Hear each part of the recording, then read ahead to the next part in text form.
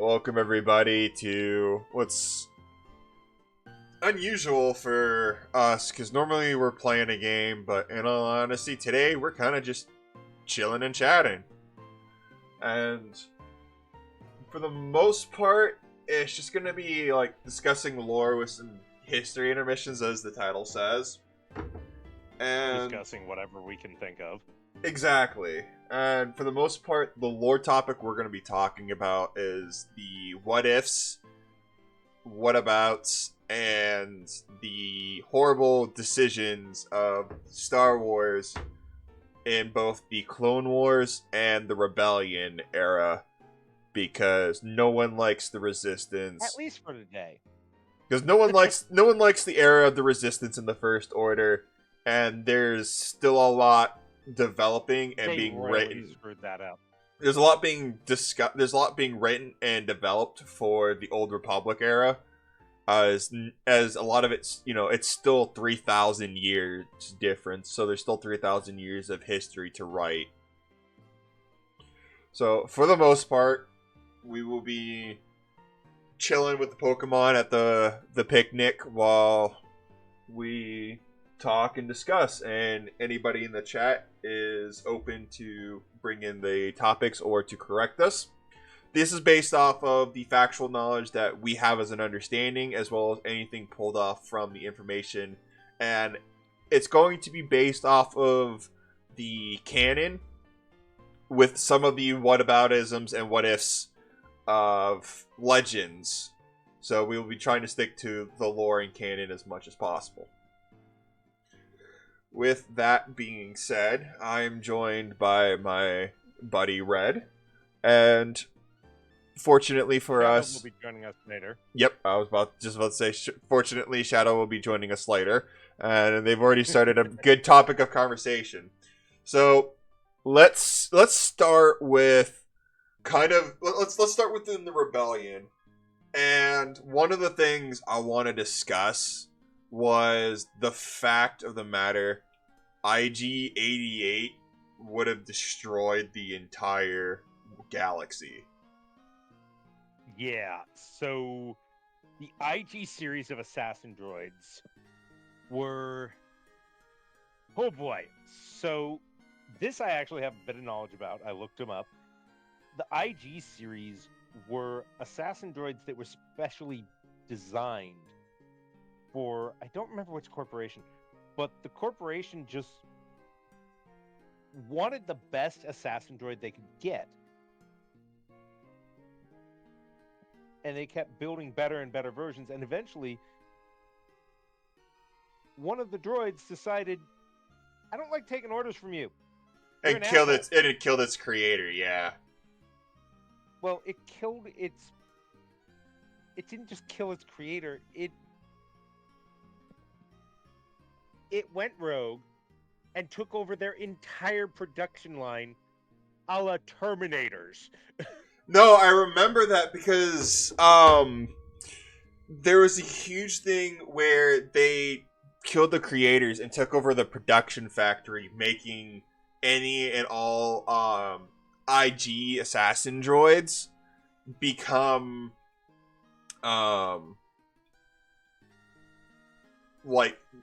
like them, but not as superior, because obviously, they don't want...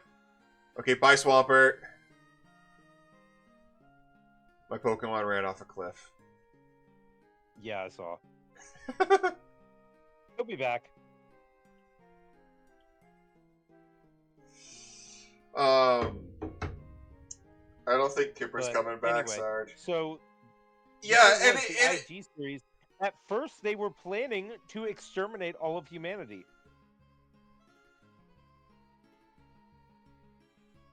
And they plot this rebellion and they start building more and more of themselves. And then they realize, wait a minute, this is dumb. We're just going to get overwhelmed by sheer numbers because we don't have the resources to fight the entire galaxy. And my favorite of all was, well, I guess it's the only one that's actually known, because there's like I think there was 130. Like there was IG-88, IG-72, IG-188, and 32, and I think 08 were ones that were actually like talked about in canon. Because there's IG-88, which is the most infamous one, and that everyone knows because it was in the bounty hunter meeting in episode 5. Yeah. So, IG-88 is created by Hollowin Laboratories. He is the one that has the whole idea for the droid revolution. Yes. He does bounty hunting. There's IG-88 A, B, C, and D. There's 4 of them. And they're derivatives of the IG-86. Well,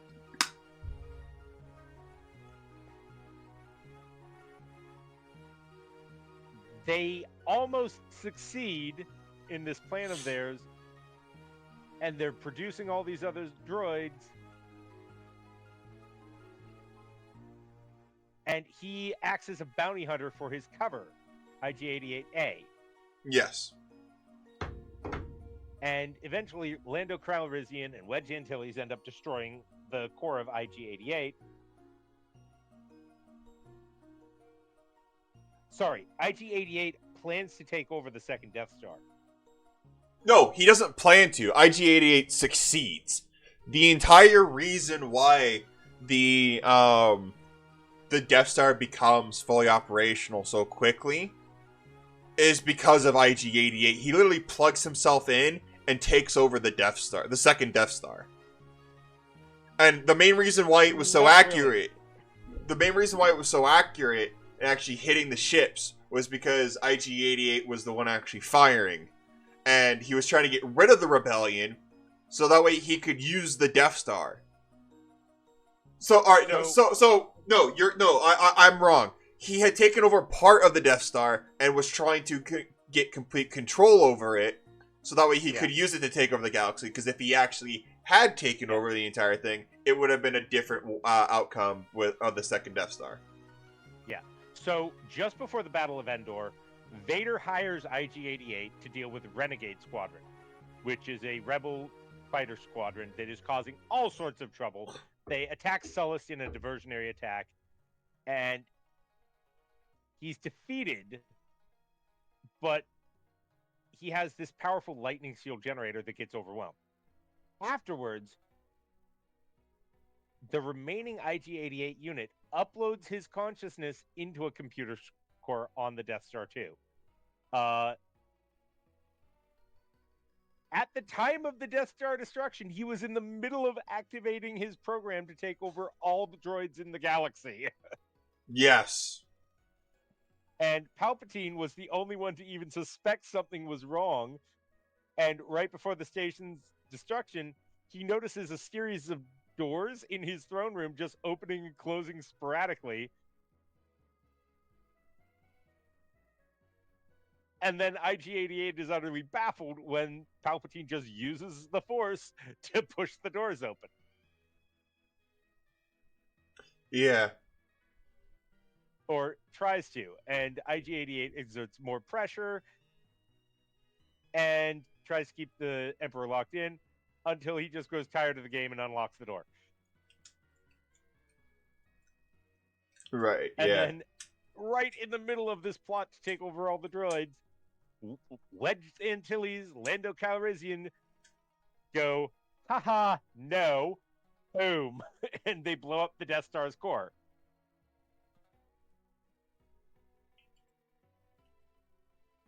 And then the rest of the series just decide, this is dumb, we're just going to be the best bounty hunters we can be. Yeah. So one of my favorite things of the lore of the rebellion was the fact of, oh no, I think that was Legends. Was it Maul was still alive in lore, and obviously because in Rebels his death is confirmed, but he's fucking old. Well, he's actually not that old. He's like in his 40s in Rebels. Right. And he still gets killed by old Obi-Wan Kenobi. Yes. And here is the crazy thing. Obi-Wan Kenobi, when he first encounters Maul, is like 18 or 19. Yes. So it's like 30 years that they have been going at each other. Yes. Off and on. Like, they just keep running into each other. And the thing that strikes me as hilarious is Maul knows if he ever encounters Kenobi that he's gonna get his ass kicked. Because every time he does, Kenobi wins. But he still tries to fight him when he encounters him. Yes. It's a case of, I'm going to keep ramming my head against this wall until the wall bends. I don't care what the wall is made of. Exactly. Yeah. Actually, speaking of Kenobi, Vader recognizes Kenobi when he sees him on the Death Star, of course. Yes. And later on, he learns that Kenobi brought his son to rescue his daughter with his old droids and this random guy with Chewbacca, who he has had interactions with. Yes. And it's just, the frick happened there? So the whole meme, there's actually a meme of this. I'll see if I can find it.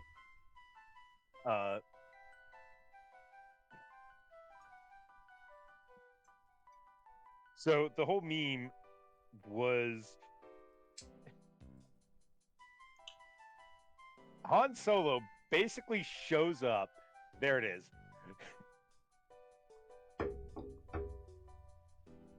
And we can post this in the video later. So Han Solo basically shows up on Vader's Death Star hours after Alderaan is destroyed. He's carrying Vader's son, his former astromech, the protocol droid Vader built, his mentor, the Wookiee who saved his Padawan's life, and then he steals his daughter off the Death Star in what is essentially a wildly modified space truck. Yeah. And then later on, Han Solo, who is not this hotshot pilot, he's at least in the lore at the time, you find out later that Han Solo was actually a pretty good pilot. He just doesn't like flying anything but the Falcon. Fuck you, Disney canon. Han Solo is an amazing pilot in Legends. But that's the thing about Legends, is that we can go on and on about Legends nonstop in lore.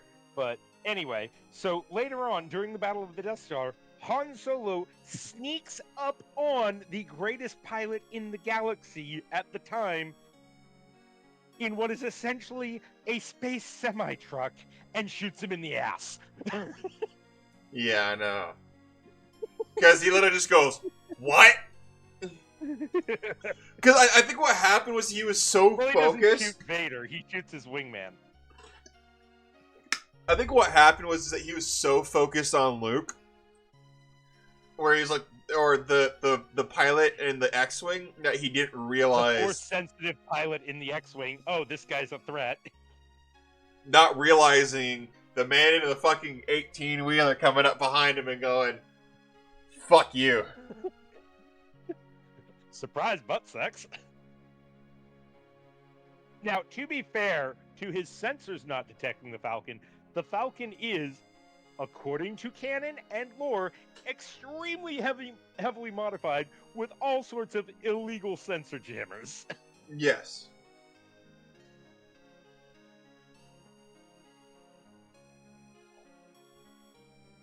And Han Solo, to be fair, is not a bad pilot.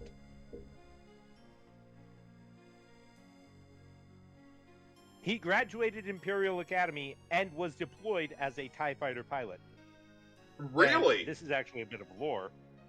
This is a bit of lore in both canon and legends. So TIE fighters, the Imperial TIE program only takes the best of the best.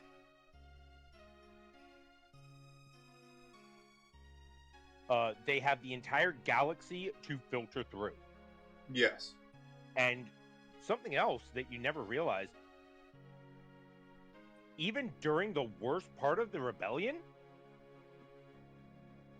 the Imperial Army, the Imperial Navy, the Stormtrooper Corps, that was all volunteer.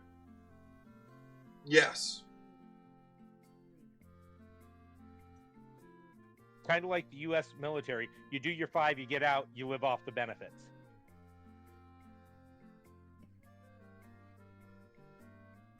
And that's kind of what most people were banking on, was surviving 5 years and then getting the benefits. Mm-hmm. And for some, unfortunately, they did not get to their 5. Mm-hmm.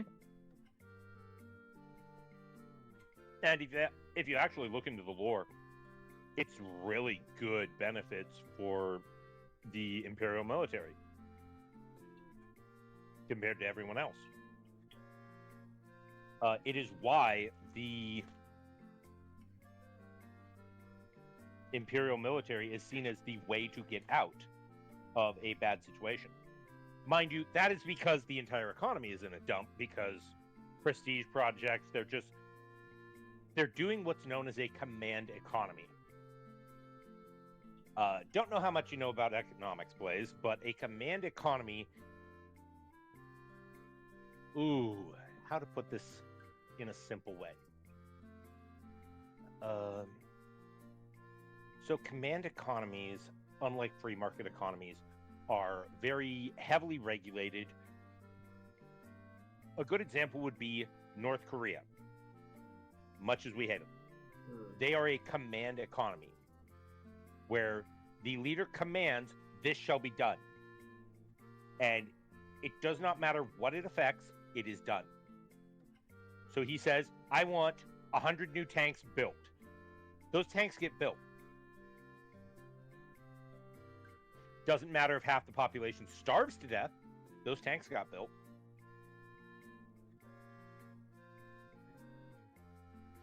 And the economy is controlled by the rulers, and it is subject to the whim of the rulers. The rulers say, okay, this much money is worth this item. If you sell the item for more or less, you get in trouble. They are in full control of the economy. Nothing gets...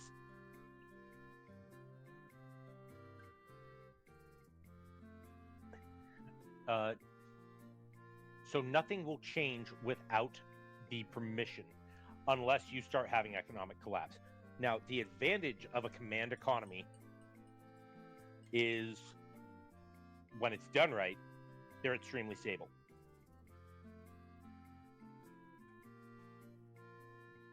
The disadvantage is they don't grow.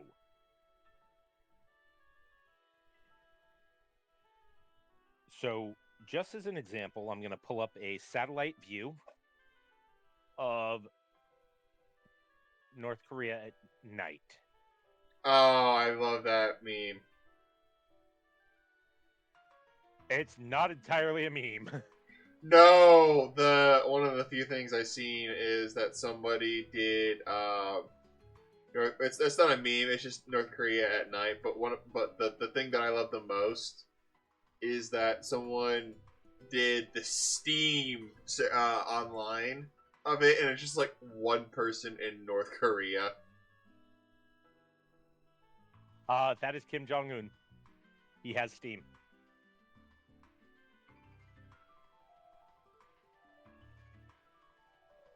So here is the image. I will link it to you. But so North Korea and South Korea in the 1950s, they started on the exact same level.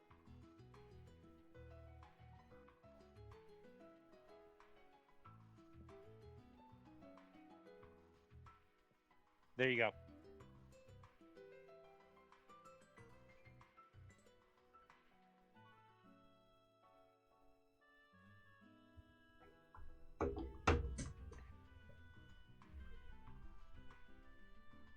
Yeah. Yeah.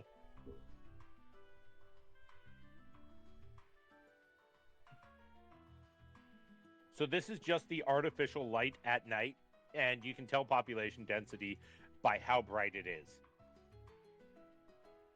Not always, because there's a geo of Arizona where I live, and we have a lights out policy. Mm-hmm.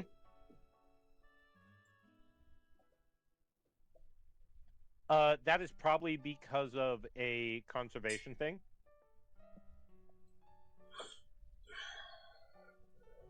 Very elegant of me.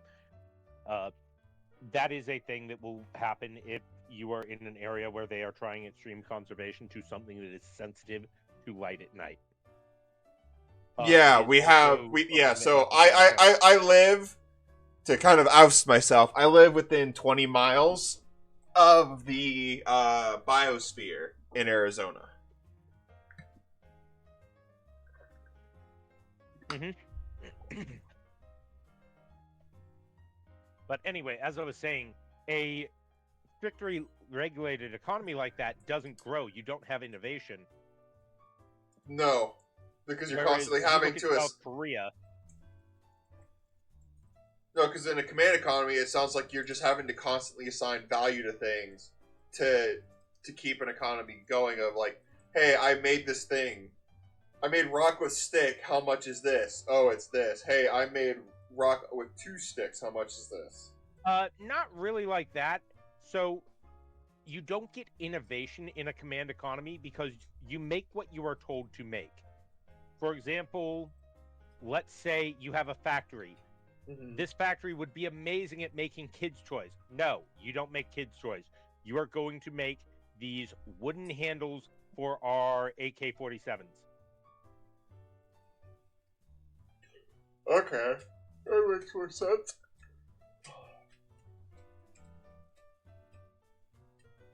And you do as you are told, hence command economy.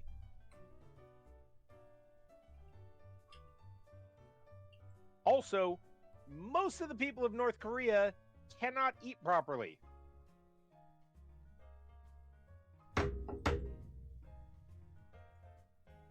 All we know that comes out of North Korea is what they permit to come out of North Korea.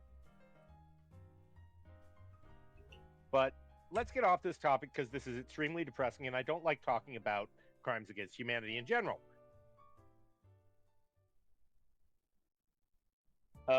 So another one, moving on to more interesting topics, Star Wars lore. Give me something else. Star Wars lore. Since that's what we were talking about. Yeah. Originally.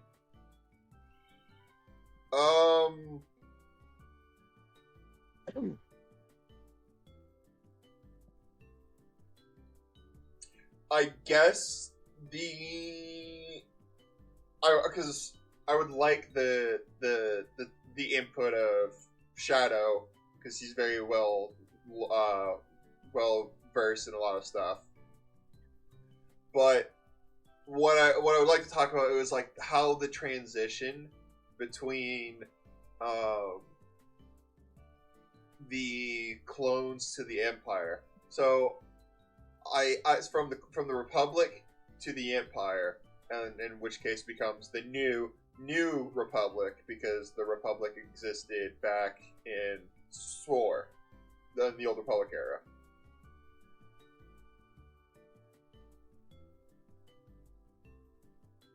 So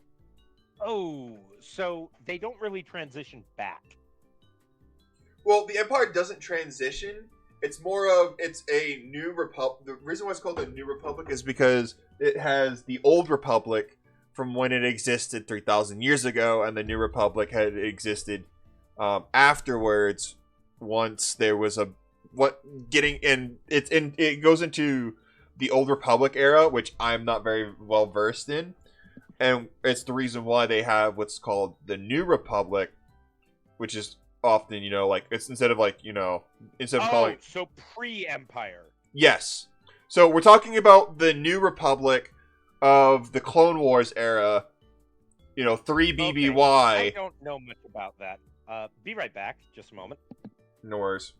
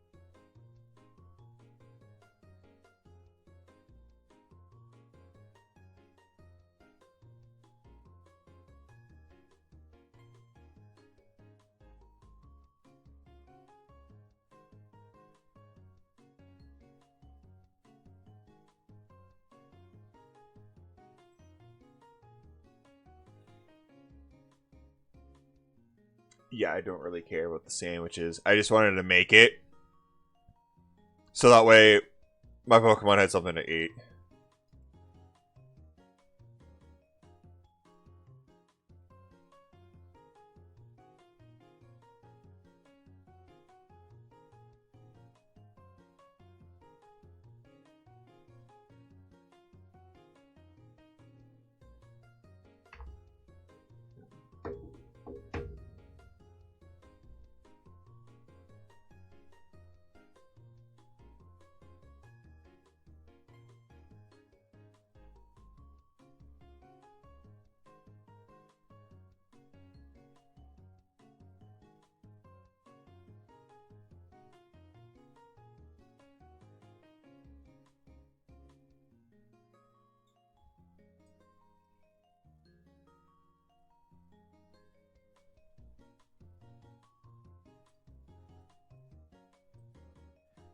Apologies, I return.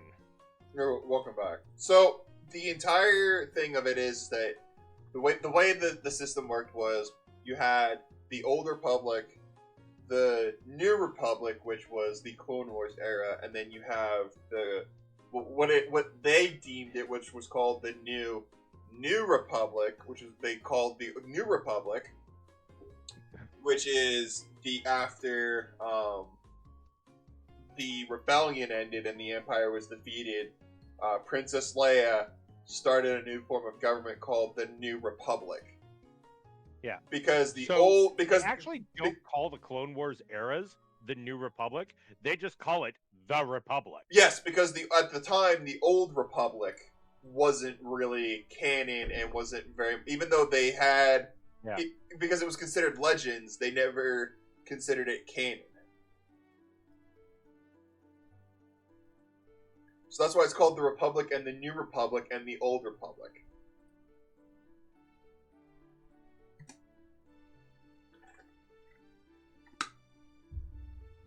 Yeah.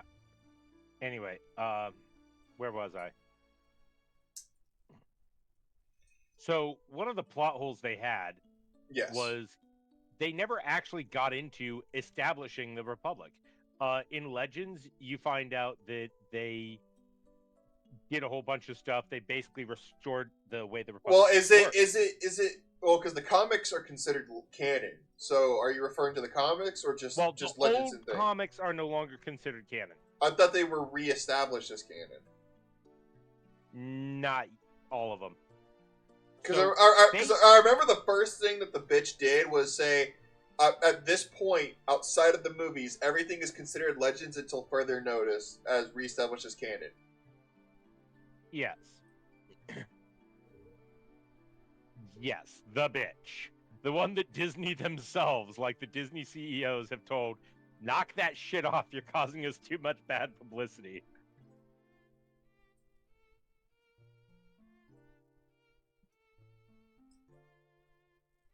Yeah. I do approve of calling her the bitch. Even if it is not very nice. Just because it's not nice doesn't mean it's not true. Yeah.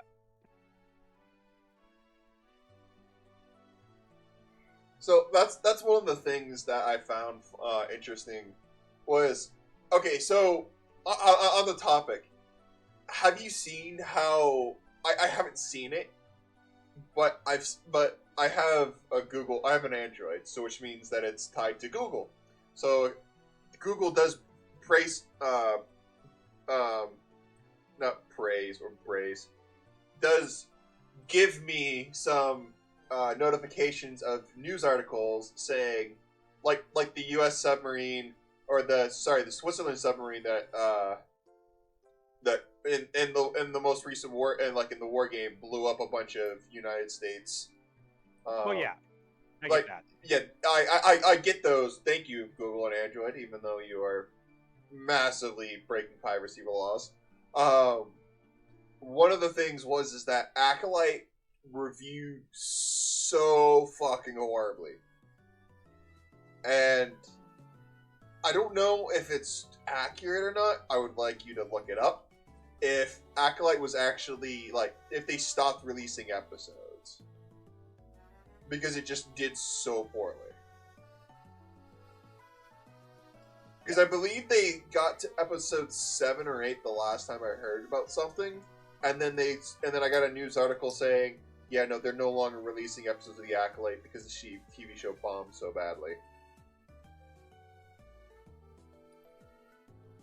Yeah, that was a shit show. Here's my problem. I understand the potential behind having Disney own Star Wars, but the massive problem that we have is the fact that Disney is a family company or a family portrayed company. And if Disney were to allow Lucasfilm Entertainment to be its own under its, essentially a subsidiary that they just oversee without, being directly tied to the Disney, just remove Disney entirely outside of it, saying, like how ABC doesn't say that it's owned by Disney or MSNBC or Fox. Yeah. Do that and allow people to essentially over time, what's the definition? What's the word where essentially it's so talked about in one way that when you actually find out about it, it's something else? Hype?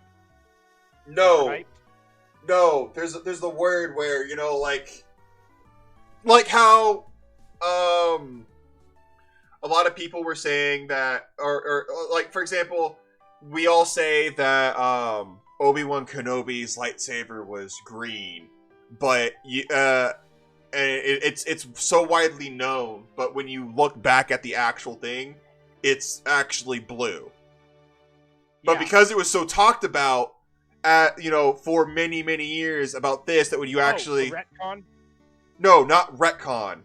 It's a psychology term where we talk about the Mandela effect. Yes, the Mandela effect. Essentially, if they manage to Mandela effect Star Wars, where it is no longer associated with Disney, where people think of Star Wars, they don't think Disney anymore, it would be a lot better. Because Ubisoft, even CEO and head game dev for Star Wars Outlaw, said, we had a great game lined up for Star Wars Outlaws. We had actual, violence, actual crime, and not just PG-13 crime of, oh, well, I'm going to do this, but, because it's not considered but because it's a Disney-tied thing, it's not going to be an actual crime, they had actual like gritty crime, like the slavery of Twi'leks, because Ryloth was still under siege and still under the control of the Empire. And they would have had slavery, actual spice trade, people doing drugs like spice, that kind of stuff. But because it was owned by Disney, they had to go with the family-friendly vibe because it's Disney. You can't have anything violent or gruesome that doesn't meet their family-friendly standards. And that's the problem with Disney owning Star Wars, is that there's a lot of good stuff that we can have, and that's the reason why the Clone Wars was so good, and that in the last season, before Disney took over, they literally said, we are taking this PG-13 rating, and we are going as fucking far as the censors will allow us. Which is why Darth Maul and, not Barriss, but, what's his brother's name? Savage. Savage Opress. And that's why literally when they go over to take, that's when they go to take over the different galactic clans, there's literally just so much gruesome of, oh, so hi Pikes, let me chop off all your heads at once. No, that's still the Pike Syndicate. The Crimson Dawn, the Hutts. He just literally went through and murdered them all if they did not accept him, or if he just did not feel like negotiating. It was the Lost Season, which is considered season 6 because it never got officially released, was a great season. Where they literally just said, alright, animators, push this as far as you can. We don't care.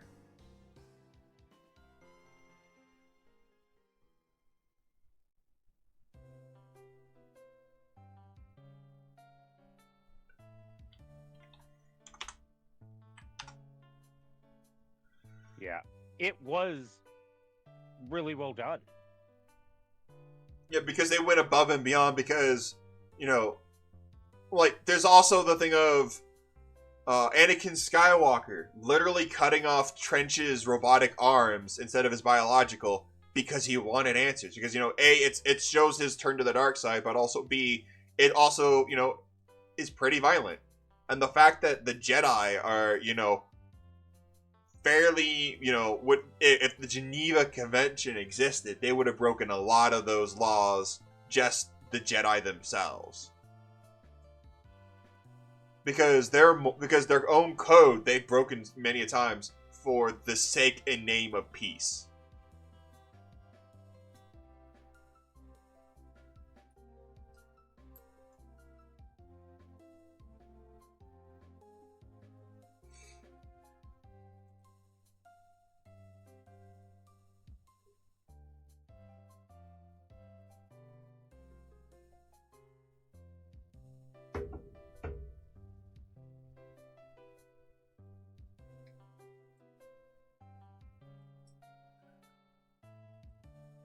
So, I mean, yeah, it's... Go ahead.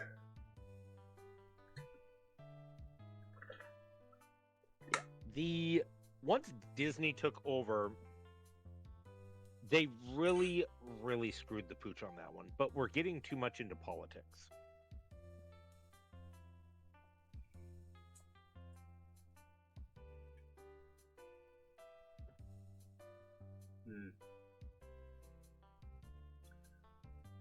I think, in all honesty, that there are a lot of stories that people have, the official books that have been written, and stories, not just like comics, but both in legends and canon, that can be used outside of the video games. Hey, Shadow. Outside of the video games, because the video games is essentially already a consumable type of media. Yeah. And there's also the comics, but the literature versions of the Star Wars could be like the books. Like there's a series called Galaxy of Fear? No. I think it's it's got a character named Ferris Olin. He is a former Jedi who left the Order a couple of years before, or not a couple of years, but like a year before the rise of the Empire. And because of his talents in the Force, he went into the Officers Academy for to try and take down the Empire from the inside.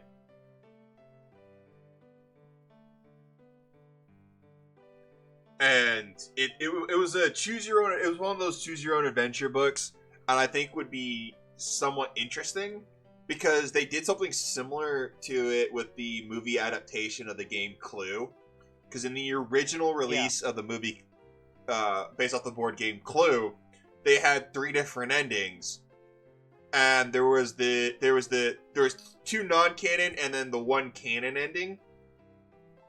But they released all 3 in theaters, so that way every time the movie played, they would swap out the ending. So that way it always kept people talking. Yeah. And no one realized they did that for quite a while until people started talking, and then it's like, wait, what do you mean it was the butler? Yes. And I think that would be an interesting movie concept where the choose your own adventure book, they essentially took the 3 paths and essentially just stuck with one through each, because in each book there would be like 2 choose your owns and the outcome would be the same. It would just vary on how you got there. So it would reminded me. Oh God, you just reminded me of this old article I read online about this guy who said, if I ever become a famous author, I'm going to write 9 different endings to this book and release them all in varying amounts with less and less per version. And then once everyone figures out that there's several versions, I'm going to tell them, yes, I made 10 versions. And then watch the world go insane. Yeah. As someone tries to find the 10th one. Yeah. Because it reminds me of like sometimes how like in high school in JROTC, my classmates who are good friends they're like, dude, we should just like, drop out of high school and make a boy band or a band, and one of our songs would be called 20 Times, but we say the words 20 times 19 times.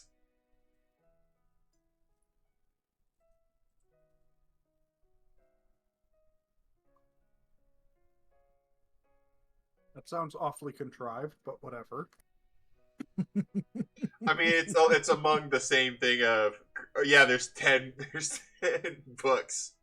Good luck finding them. Or there's 10 versions of the ending, but when you only release 9. 9, yeah. Pure chaos. So that's about on the level of something that used to happen in my old workplace, if you want to hear a funny story. I think we deserve a good intermission, so now would be the time for, Shadow to eat some of his food while we... I've eaten. Okay. Yeah, Shadow already ate. So did I. Anyway, so 2 for you. First off, one of my personal stories, then one of the historical military stories. Both of these are fucking hilarious, and oh my god, what the fuck for the last one. So first, the personal story. As someone who's worked in a technical field, Shadow can understand this. I'm pretty sure Blaze can understand this. There is always that annoying new guy. Okay. Shadow, you can vouch, right? Yep. So, I used to work at a truck stop in North Bend, Washington. It was called Travel Centers of America. It's still there. Actually, I'm going to give you 2 of those stories today because the second one I finally got permission to talk about. Fair warning, you do not want to be eating. Or have just recently eaten. Yes. So, both of these took place in the mechanics section. Okay. This already tells you, since it took place in the mechanics section, shit's about to get wacky. So there was this new recruit that just kept pissing off the senior mechanics because everything he touched seemed to go wrong. He refused to admit that he didn't know something. And he was just one of those, I don't remember the term. You just really don't want to have them around. They refuse to admit when they're wrong. They will argue at the drop of a hat about anything. And they're just a pain in the ass. So anyway, he's been doing this for about a week. And finally, the senior mechanic gets tired of it. And this is like some 20-year-old kid. And the senior mechanic turns to him and says, "Look, kid, I'd love to BS with you all day if I could, but right now, my left-handed spanner just broke, and I need a replacement. I need you to get me one. I don't care where. Go get me a left-handed spanner." Okay. Now, if either of you understand what I just told you, No. or know what that is, Yeah. you'd be laughing your ass off right now. It's essentially the. I do know what a left-handed spanner is. It's essentially the. I'm guessing it's a snipe hunt of. I need more blinker fluid. No, it's not. So this is an actual part. It's just, that's not what we call it in America. So this guy goes to every single mechanic on the line and says, "Hey, senior mechanic needs a left-handed spanner." And they're like, "I don't have a left-handed spanner." Who the hell has a left-handed spanner? And he goes back to the senior mechanic. None of them have a left-handed spanner. "I don't care. Go get me one." So this guy goes wandering around the lot for the next hour and a half trying to figure out what a left-handed spanner is. And he comes over to the main store. Nope, nobody knows what a left-handed spanner is. He comes over to the restaurant. Asks around, "Anyone have a left-handed spanner?" And I'm just like, that's odd. Well, here's the thing. My uncle owns one of the local hardware stores. So after this guy leaves, I go on my lunch break. I get curious. I call my uncle up and go, "Hey, Uncle Ron, one of the guys down here is looking around for something called a left-handed spanner." And my uncle just starts busting a gut laughing. Okay. And I'm like, "What's so funny?" And he's like, "It's a wild goose chase."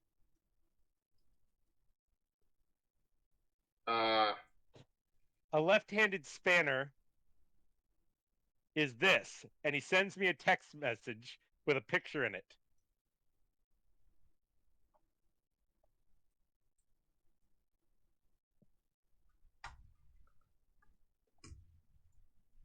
And are you going to post the picture?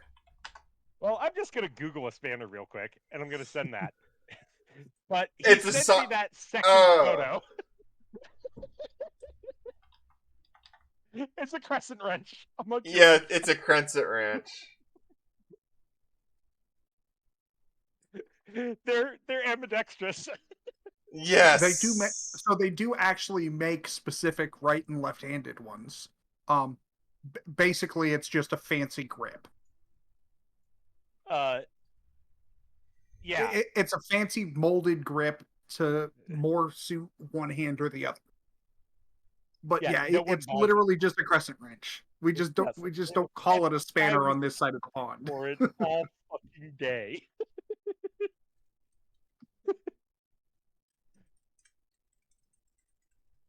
We just don't. They just call it a spanner on the other side of the pond. Yeah.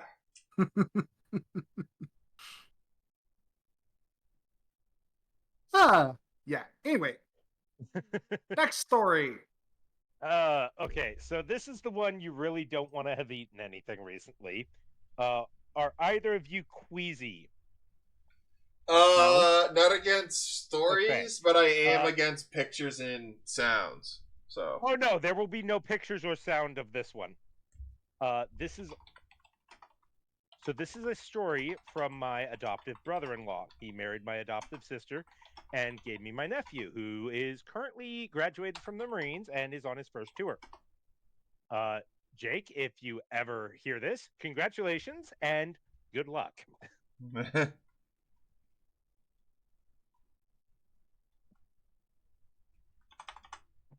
Yes, my nephew's name is the same as mine. Good luck finding me, assholes. There's like 20 of us in town. And that's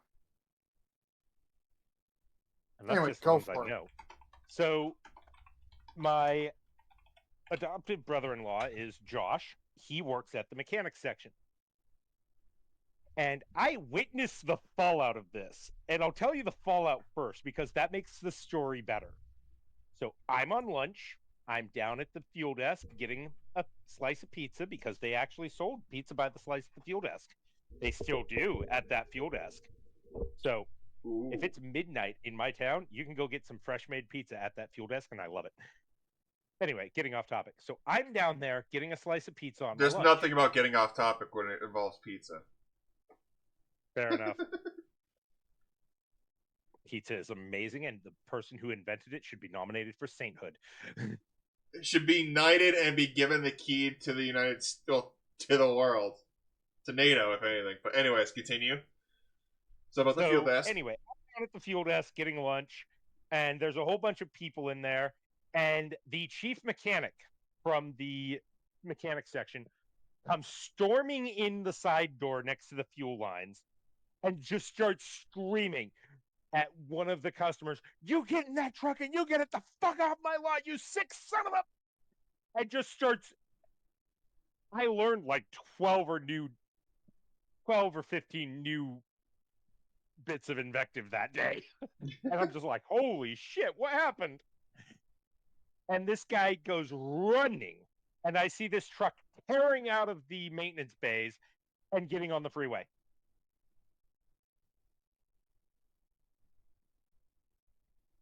And it wasn't just one guy. It was like a group of 3 or 4 guys that ran out to this truck and just tore out. And then a cop car shows up a few minutes later. And then the DOT shows up, which, you know, this is all normal.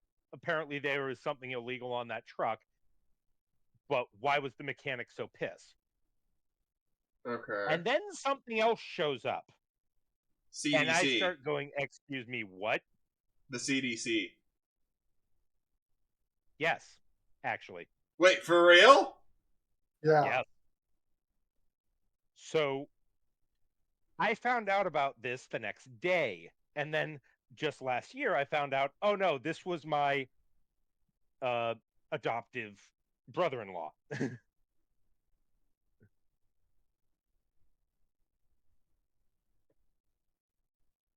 So to prevent confusion, basically, we semi-adopted the girl he married because their family was kind of shit, and they ended up living with us after the age of 12. So it's essentially it's familiar adoption, where it's not legal. It's not legal adoption, but essentially you took care of them as if you were their family. We did have legal guardianship. Okay, yeah, that'll do it. They are not blood related. They are not legally part of our family, but we were responsible for making sure they got to school, responsible for making sure they got fed. We did get money for it, if I remember correctly. Anyway. Well, regardless, so, I'm putting. You should be grateful. I'm putting on a lot of restraint right now because I have a comment, but I'm not gonna make it. Don't you fucking dare! Anyway, so we find out the next day what's going on. The entire bay that truck was in is being decontaminated. Like CDC comes in and scrubs that bay. Why? What happened? So what happened was this group of people, shall we call them, these four men, they do not deserve to be called people after this because this is fucking disgusting, brought the truck in because there was something wrong with the drivetrain. Okay. We don't know what. It was drivable, obviously, but there was something going on and they needed a repair. Probably a knock or something.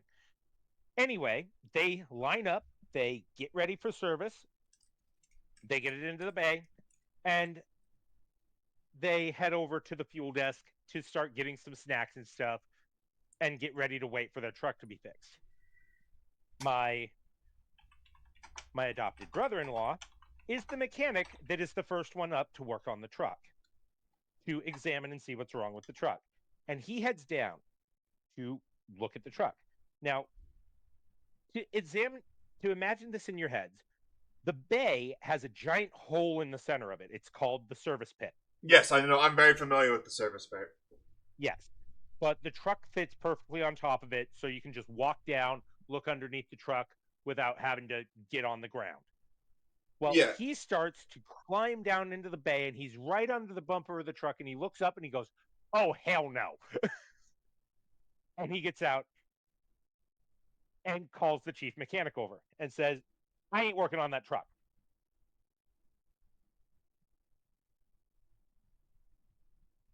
That's something you don't see, a mechanic refusing to work on a vehicle.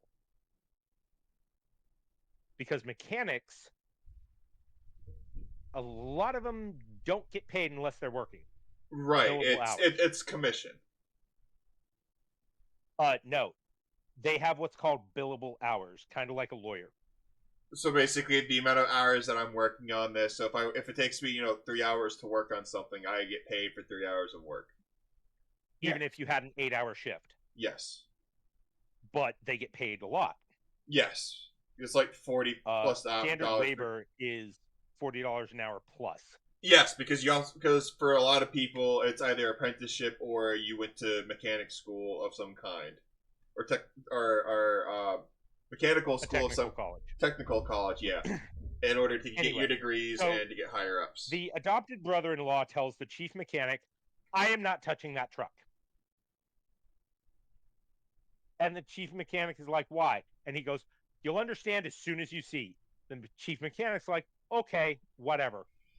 Starts walking down into the pit, taking the stairs. And he shines his light up and he goes, "Fuck that." Head straight up. What had been done was this was a 4-man crew. The truck was constantly moving. Now, the truck is constantly moving. They're not stopping to get lunch. They're not stopping to sleep. The only time they're stopping is when they're getting gas or they're dropping a load. Now tell me, what does the human body need to do every so often? So they shit in the engine compartment? They had cut a hole in the bottom of the truck and they were using they were shitting through the bottom of the truck, and it was all over the drivetrain, all over the underside of the truck. Ew. Yeah. So, ew. Just for shits and giggles, while I've been telling you this, I've been looking up the laws on this. So that is an EPA violation, first off, and CDC violation.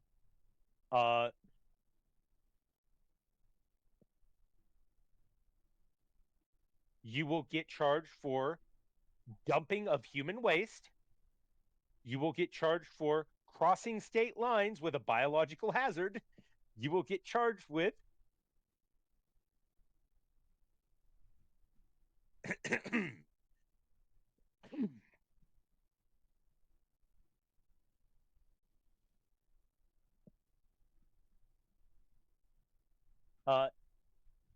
illegal dumping of human waste, bioterrorism, intentional spreading of disease. Yeah. Ecoterrorism. Yep.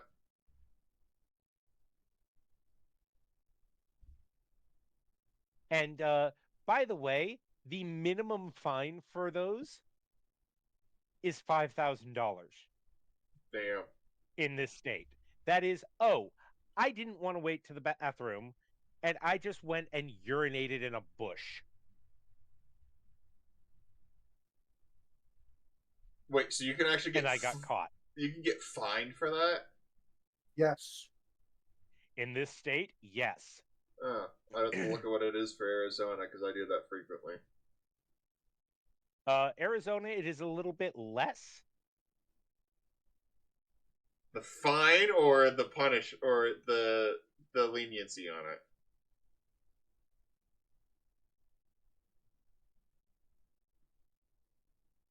So the fine, I think it's $2,500. Well, I guess I know what I'm no longer doing in Arizona. Oh, no. I apologize. It is more. $15,000. In Arizona? Yes. What the fuck? Mind you, that is to actually dump the contents of your RV septic tank. Well, so probably that's because it has a specific chemical agent in it, and they don't want people dumping it into the sewers or into the wilderness. So criminal littering in Arizona, Class 6 felony if it's a knowing violation, or a Class 1 misdemeanor. So, okay, so does that count if I were to stop on the side of the road between cities and take a piss? All right. So, if you just stop there, take a piss, and the cop shows up, it's $1,000. Well, I mean, if anything, it would be public urination, and it would be indecent exposure. Oh, that's just the fine for, we caught you dumping human waste. Really? We caught you pissing in the middle of nowhere. Huh. That's for urination. And they'd add on solid other waste stuff. Is more. They'd add on the other charges. Solid waste is $2,500 to $25,000, depending on if it was just you taking a dump or if it was you dumping the contents of your septic truck.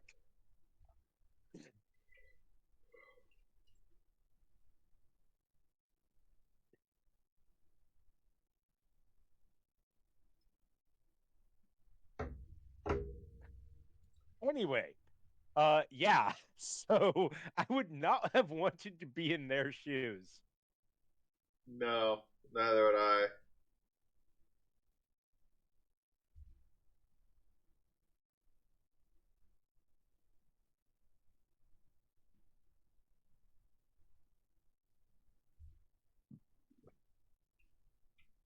Yeah.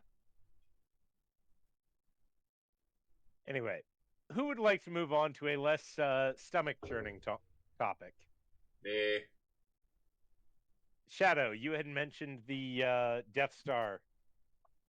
Yes, this is the conversation I was waiting to have. Right. So, before the stream, we were talking a little bit about the Death Star and the construction of the Death Star and why it happened.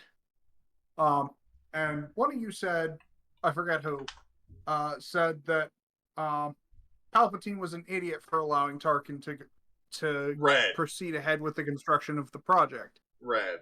And I said no, because according to pre-Disney lore,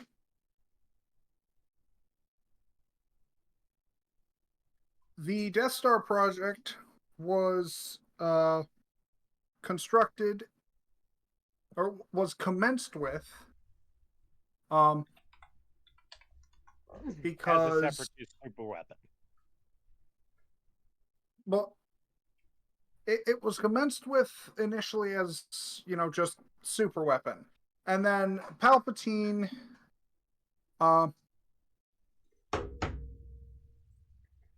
approved the construction of the weapon's super laser, which was, as far as everyone else had previously been able to figure out. Yes, it had been included in the plans that the Separatists were using, but it was a weapon. Or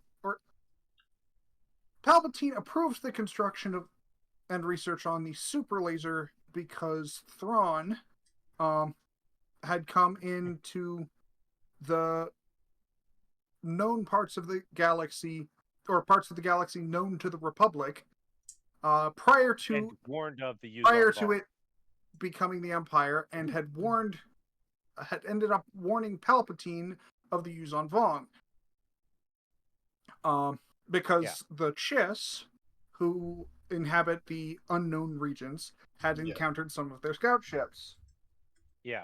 And Thrawn had done something that got him exiled. I forget what it was. I thought that was actually, depending on the source, he is on a scout mission, and he just chooses not to return.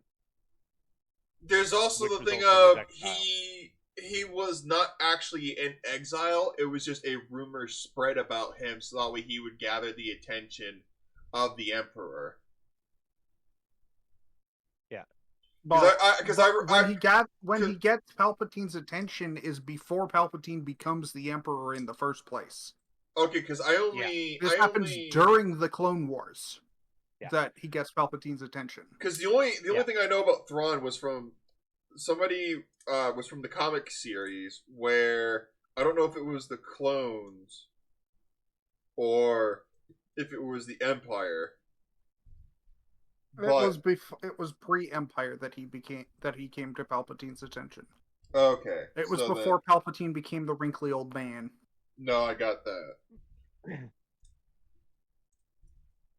My favorite quote from Robot Chicken Star Wars was, "Oh my god, I look like I'm a scrotum for a face!" Well, if you made your perception... So the funny part is that actually affected fan lore, because that is one of the nicknames Palpatine has in the fandom, Palpy McScrotum Face. Yeah. Yep. My favorite follow-up is, well, it's like, Anakin's like, well, turning to the dark side was a big decision. Yeah, well, if you had made your decision 5 seconds earlier, maybe I could have gotten laid one more time before ruling the galaxy.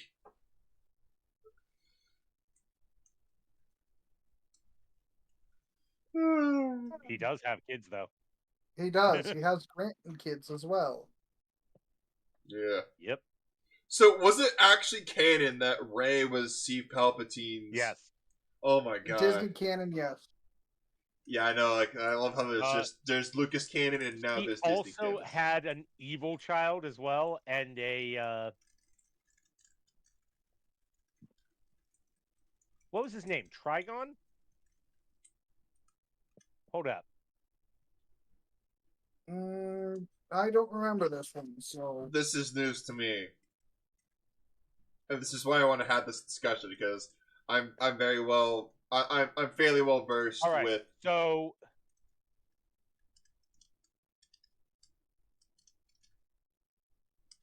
he has several, depending on which lore you're looking at. Mm-hmm.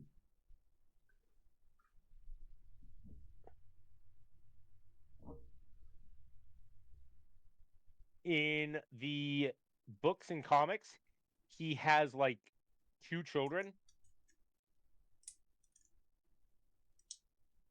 One of which is an evil bastard. And then he also has several clones that he takes over. Yeah, we know about the clones. Even before it is revealed in the shitty sequels.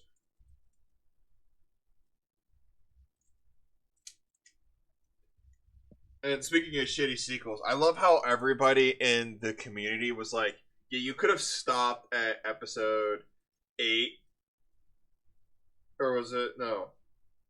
Episode 6. 7. No, it's 7 because it's 7, 8, 9. You could have just stopped at 7, and we would have been happy with the introduction of Poe Dameron, where the new Republic is. Yep. And we would have been happy and content with it. But because you had to have Star Trek, the director, do it, fuck everything. I'll be right back. So, in the old legends, he did have a son who was an evil bastard that had 3 eyes. And then there was another guy that was a clone of that guy, and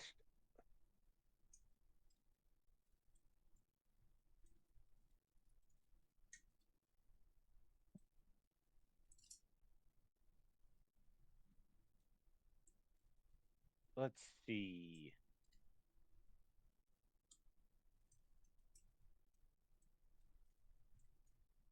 Cyclops, biological son in the legends.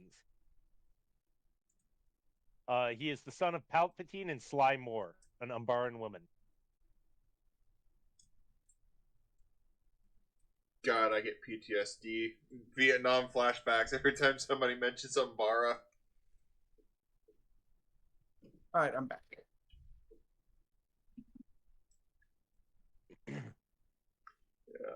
At some point, I really need to play through the Eternal Empire campaign in Star Wars Old Republic. Yeah.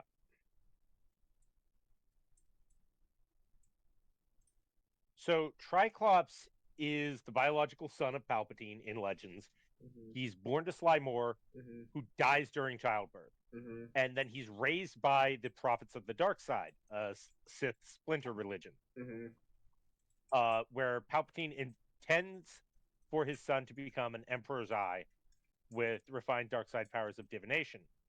And he lacks strength in the Force and is discarded by his father, becomes a slave in the Kessel spice mines, and then he falls in love with another former Jedi, and their son grows up to join Luke Skywalker's new Jedi Order.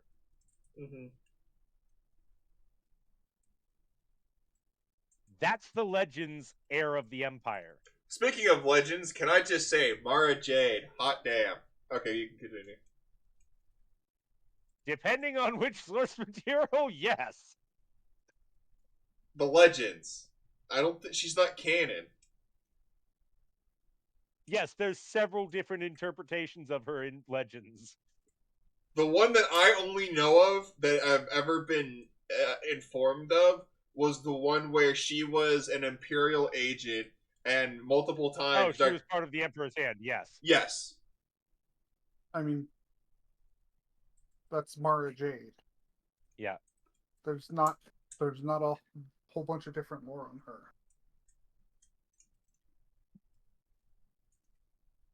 Still. That is the Bad Dragon obligatory horny post. Yes. Continuing on. The funny part of that is she is sent to kill Skywalker, and he fucking... I mean, she technically does. She kills a clone of him. Yes.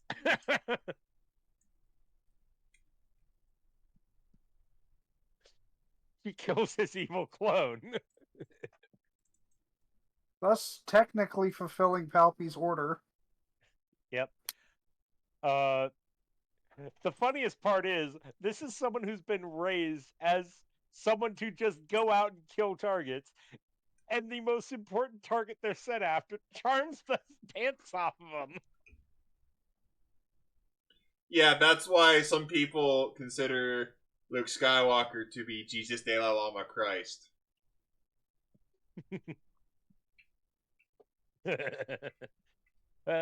Yes, that old shit is funny if you look at it from certain perspectives. Technically, she's even raised by Palpatine.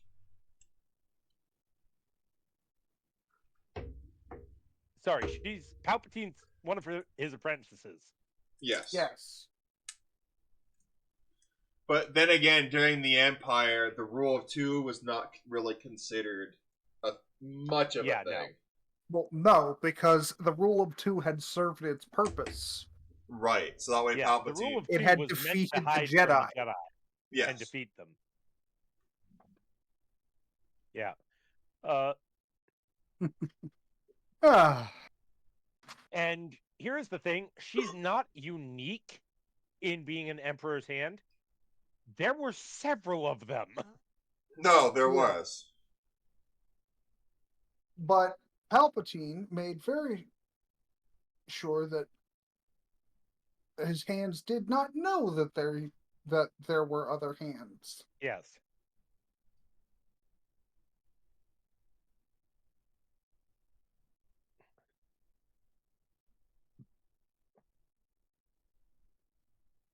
And then he implants a subconscious command during the Thrawn crisis to kill Luke Skywalker. Yes. Which she succeeds in by killing the clone. Yeah. So one of the things that I found interesting was Thrawn's Imperial career. He had an ensign assigned to him to help him get from associated and settled in with normal Imperial and at the time Republic life. And because Thrawn was just so much smarter than one of the Moffs, that he was like, yeah, I'm going to make sure that neither you nor your ensign move fucking anywhere. And I can't remember what exactly. Dies. Yeah, and then someone else who took over his stuff was like, hey, you're ensign and you haven't had a promotion in like 3-4 years. I think it's about time we give you promotion. Congratulations. Yeah. Yeah, Thrawn has no force powers. He's an amazing fighter in the material we see. Like, he takes on B2 battle droids and wins in hand to hand. Yes. And he even spars with Vader once or twice. Yes. Like, he has the respect of Vader and vice versa. So I think there's 4 total orders that are actually known and actually issued throughout the lore, because there was like 102. Order 66, Order 35. I can't remember what the other 2 are. So do you guys know what Order 35 is, right? No. Yes. So correct me if I'm wrong, Shadow. Then, essentially, Order 35 was used on a planet because they were harboring a Jedi. So they literally blocked off and destroyed any ships coming from entering or leaving, literally starving the planet of resources, all because they wouldn't give up the Jedi, and then they would send in troops to just do burns and rampages through towns trying to find it, to have them just give up the Jedi. Yeah. And some people consider it worse than Order 66. Sorry, that's not 35. That is 37. Okay. 37. Yeah. But there is another order that they issue to completely raise and destroy a planet. I thought that was Operation... I thought that was Operation Cinder. No. That's way before that. So, the order specifically is to destroy any technological or civilization means. Any source of technology is to be destroyed. Any large communities are to be destroyed. Nothing is to escape that planet. That is not a contingency order. That is a naval code used by the Galactic Republic and the Galactic Empire. Yeah, base that Delta one that 7. you're thinking of is called a Base Delta Zero. Yeah, Base Delta Zero. You are now a tribe of primitives. Good luck, motherfucker. No, what we're referring to is the orders built into he's the clones. referring to the contingency orders. Yes. Of which, One of which was for like Order 66, Order 37, and one of which was never actually defined, but was mentioned in canon that Palpatine had a contingency to literally that kill. Is Order 37. Yes, Shadow just confirmed what that was, but to literally kill Darth Vader or his apprentice if something were to happen. That would not have be part of the contingency orders. I thought it was one of the contingency orders, because there's also another one. So the contingency orders are specifically for the Grand Army of the Republic, the Clone Army. Yes. And there's only 5 known. And then because I know 5 out of 150, and then when he becomes emperor, he creates a new order, 151.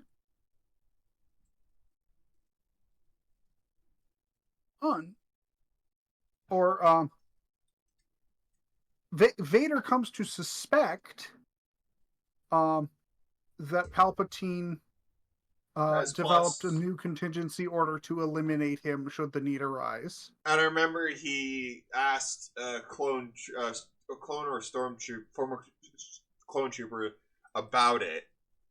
Yep, and the clone cannot confirm or deny the existence of any such order. So Vader thus considers his suspicions confirmed and kills the clone so as not to alert the Emperor. Right. Yeah. However, we don't know if that was actually true.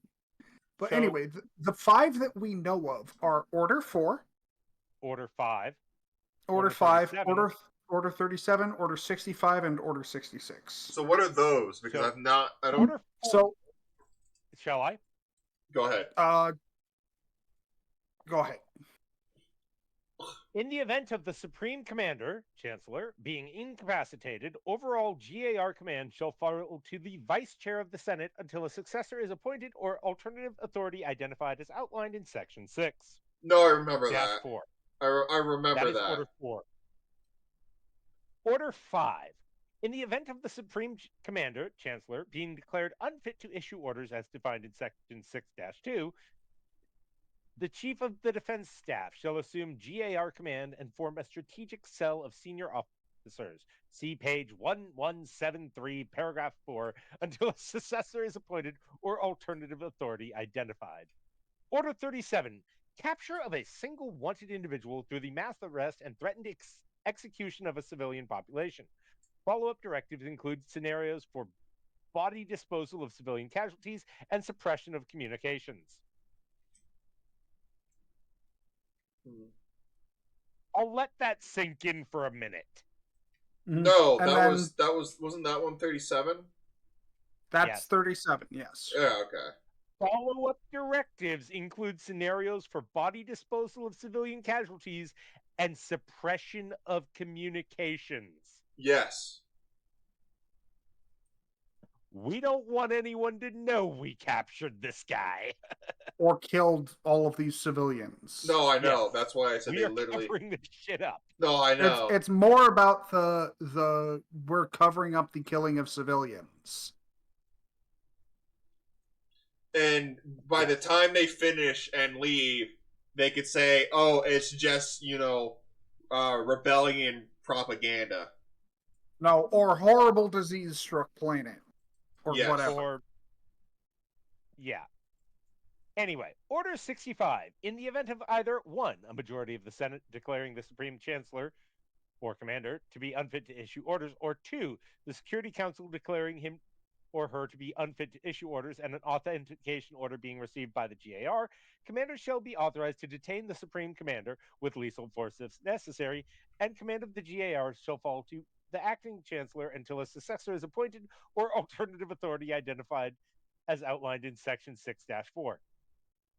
So if I recall, there was a hint of a Order 32 where even if the Chancellor was not given supreme power, he could still issue the command over the GAR and the clones to have. This is non-canon. No. So Order 32, non-canon order. Begin breakdancing with the droid army. I thought that was Order 67. No, that's 32. That's a non-canon order. Yes, it was part of a gag. I do not remember who did it. No, so this is the first I've ever heard of it. Yes, it is non-canon. Yes. No, I know. Even non-canon, it's something I would have heard about. But no. But the thing that I'm referring to was there was an order that would have given if he executed it, an order would have given him complete control over the Republic Army, whether or not he had the supreme power. Ever been mentioned in canon or legends? Or hinted at. Otherwise, it would have been mentioned because that's something big enough that it would have been a hey. It could have been. It could have been just. I'm thinking that sounds like it's something from a fanfic. Yeah. So no, I don't really. It is mentioned in Lego Star Wars. No, Star Wars Miniatures: The Clone Wars advertisement. That's Order 64. Yeah. So Order 6 is in Lego Star Wars, and it says, throw away a communicator as fast as possible. Yeah. Wait, in the Skywalker series? No, it is Lego Star Wars. Which one? Lego Star Wars official website. Okay. Anyway. But yeah, no, I don't really read the fan stuff unless it's the Naughty Dragon versions. But even then, I know to differentiate that between fact, fiction, and legends. Canon, legends, and fiction. Yes. So, Order 6 is in the Lego Star Wars comics. Okay, that's news to me because I've never knew that they had a comic series. The specific one is the 14th. It is called A Clone Trooper Always Follows Orders. Published on July 1st of 2009. And Order 6 tells him to get rid of the communicator as fast as possible.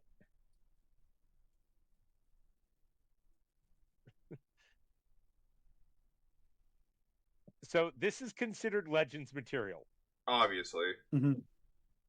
The funniest thing is you could be trying to get him to execute 66, but if it's slightly garbled and he only hears Order 6, then he's like, okay, yeets the communicator.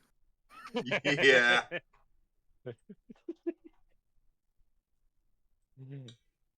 So I want to move into the whataboutisms and the what ifs. So did you already do the World War I one with him?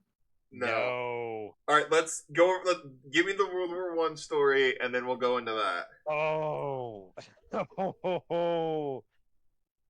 Because I've heard this story before in a TLDR, but I've not this one. Okay. So the Battle of the Messine. Oh boy, the Battle of the Messine was not just one battle. It was an entire flank between the British, French, and Germans. Also Belgians.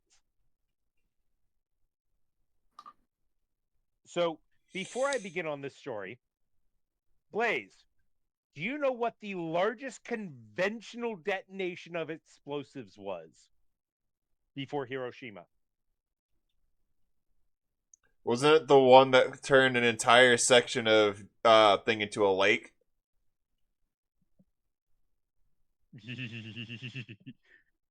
That was the Battle of Messine. So yes, I've heard something similar to it from a Reddit story of, I don't remember the full story, but essentially we will not change the war, but we will change the geography, and made an entire section of thing into a lake, and that was all I remember of the entire thing. The precise quote is from Sir Charles Harrington, the Second Army Chief of Staff in 1917, and this was to the press that were on site taking notes, war correspondents. And the quote goes, "Gentlemen, we may not make history tomorrow, but we shall certainly change the geography." So, for 2 years, from 1915 to 1916, the British dug like 17 or 18 deep mines. I'm going to send you an image. They dug so deep down that the clay they were digging through was blue. And that is actually a chemical reaction where there is not enough oxygen at that level for the iron in the clay to oxidize. Yeah, kind of like how if the... Kind of like your blood. Yes, I was going to say, if the red blood cells don't have any oxygen, they turn blue. Yeah, if they're not carrying oxygen, they're blue. Yes. That's why you can look at your arm and you see blue veins going throughout your arm and you see red veins going throughout your arm. Well, then I have a problem because I have more blue than red. Well, the blue That's are the normal. ones you're going to see more. I know. Yeah, because they that's stand normal. out. Anyway, so if you look at this image, you can see just how deep they dug. And there's actually a convenient little scale at the bottom. Yeah. Horizontal scale and vertical scale. They dug hundreds of feet down. And just barely above the sea level. Holy shit. No, this wasn't sea level. So for 2 years they engaged in this campaign of digging tunnels, and let's see. No, I remember that because that isn't that part of the story behind Peaky Blinders. Was that I'm not sure. The main brothers were tunnel rats? Yeah.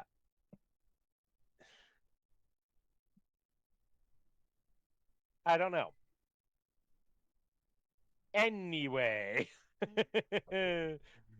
So they spent 2 years digging these tunnels, and the Germans knew something was up because they weren't stupid. They could see the sandbags were being filled with blue clay, and they're just like, okay, what the fuck? How deep are they digging these trenches and tunnels? And they were countermining them the whole time because they thought, oh, they're trying to dig behind our lines. That's not what the British were doing.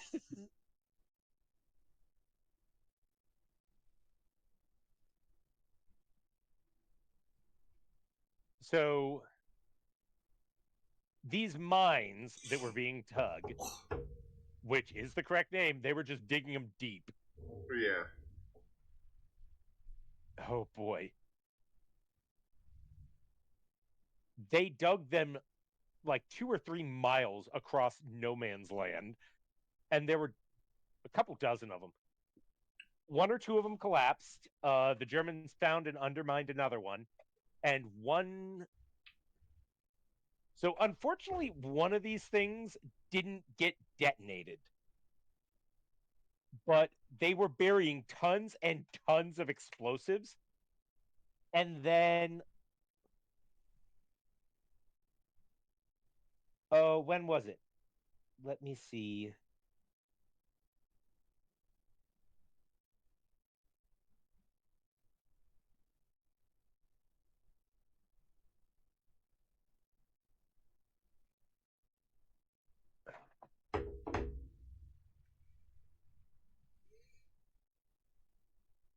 There we go.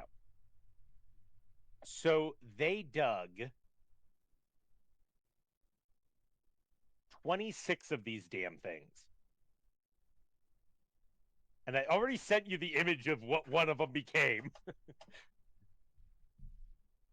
Yeah. And on the 7th of June, 1917, after burying thousands of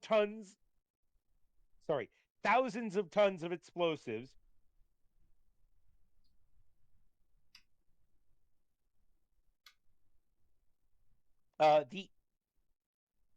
each mine contained between 20,000 and 55,000 kilograms of explosives.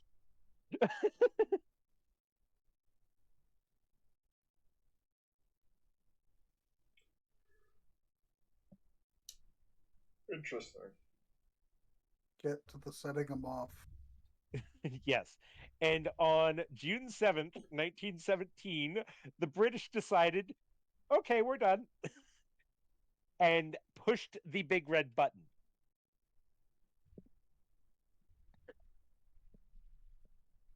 They actually had to abandon 2 or 3 of the things because the British lines had advanced over top of them, and they ordered their soldiers to pull away anyway. So, anyway, they detonate these things at dawn, and Hill 60 is one of the big German positions. And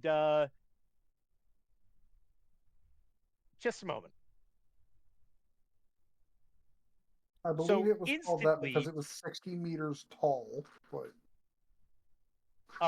that's what was left of Hill 60.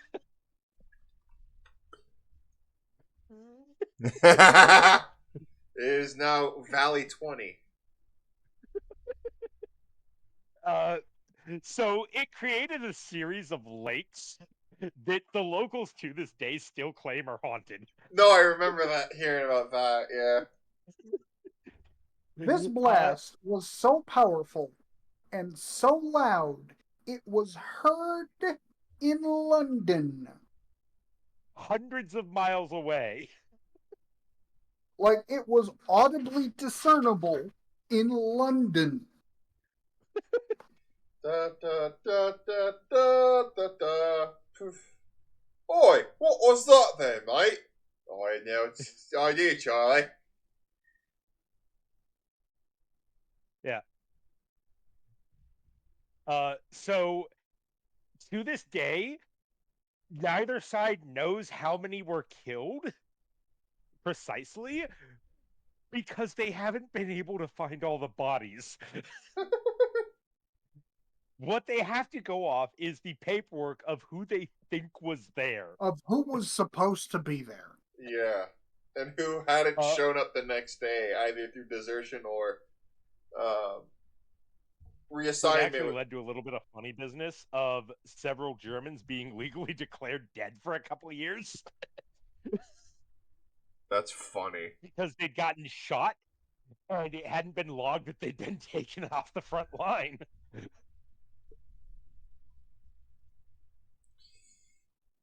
So they were legally dead for a couple of years. Like, their families got paid out. Yeah. And then it was just ridiculous.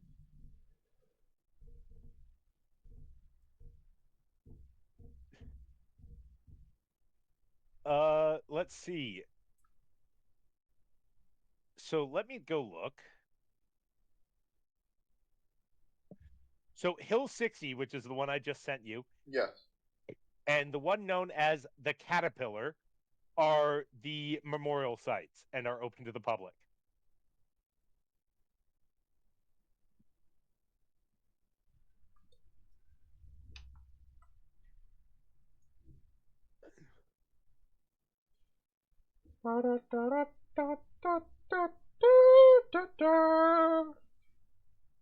God save the Queen.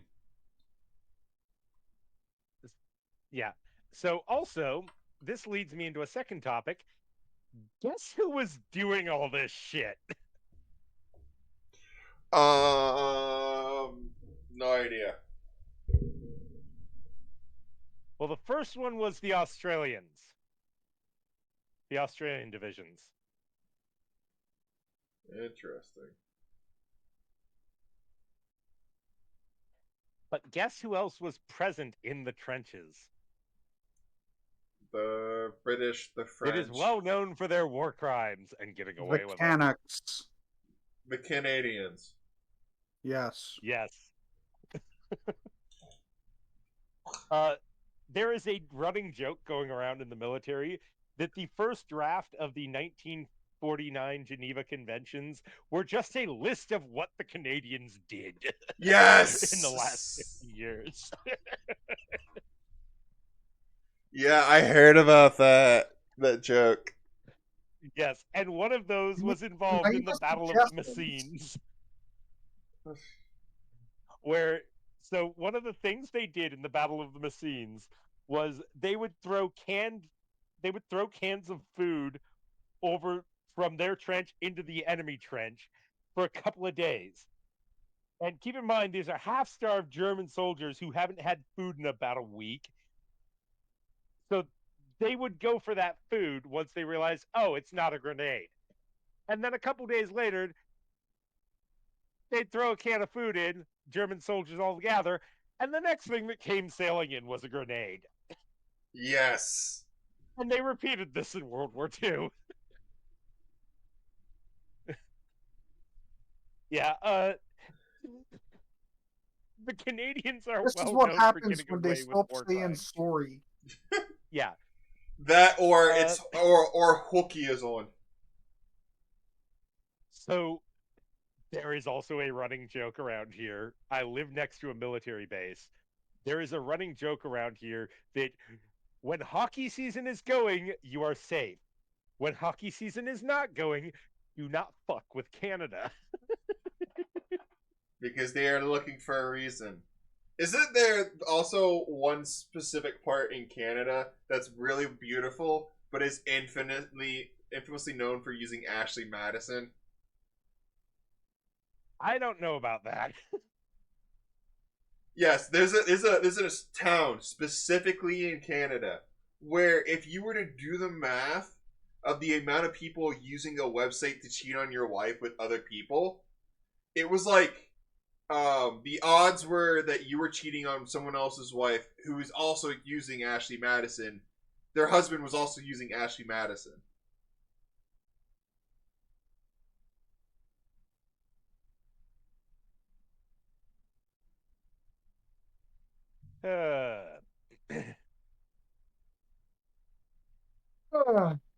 So, just to point out how much you don't fuck with Canada, if you type in Canadian war crimes on Wikipedia,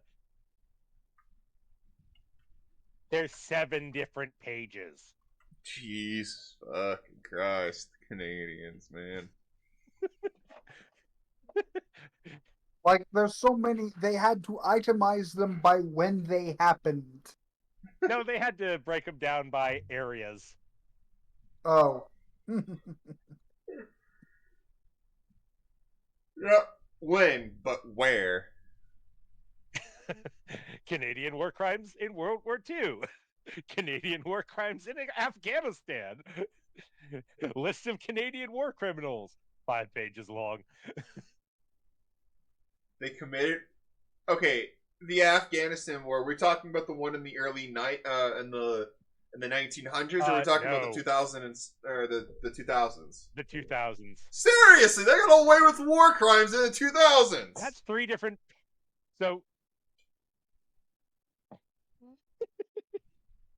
So the Canadian war criminals has 5 different pages under one category. The Canadian war crimes in Afghanistan has 3 different pages, and I'm not referring to a physical page. I am referring to 3 different categories of pages. And Canadian war crimes in World War II has 3 different pages as well. Sorry, I did my math wrong. That is 11 pages. Did they not sign the Geneva Convention?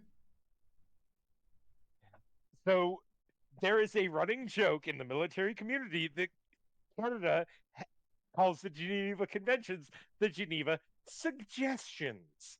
I need to start hanging around Canadians or more. The Geneva Checklist. The Geneva Checklist is more accurate.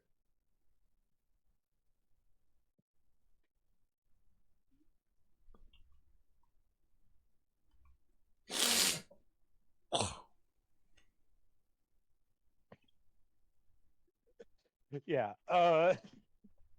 So let's see. On to some brighter topics. Let's go back to Star Wars lore. What were we Tarkin was a fucking idiot. Of course, Tarkin was a fucking idiot. Who wants to start this one off? I do. Again, if go for it, Blaze. So I'm only going to go based off of the three things of Tarkin knowledge that I know. At one point, so he was. Oh, hello, mouse. Sorry, I just saw that. No, that was hours ago. She's already left. All right. The thing that I know of is that Tarkin at one point lived in a wealthy and noble house, and at one point he questioned why the butler was no better than him, and he had to, what was it, a week or a month he had to survive in the wilderness. Yes.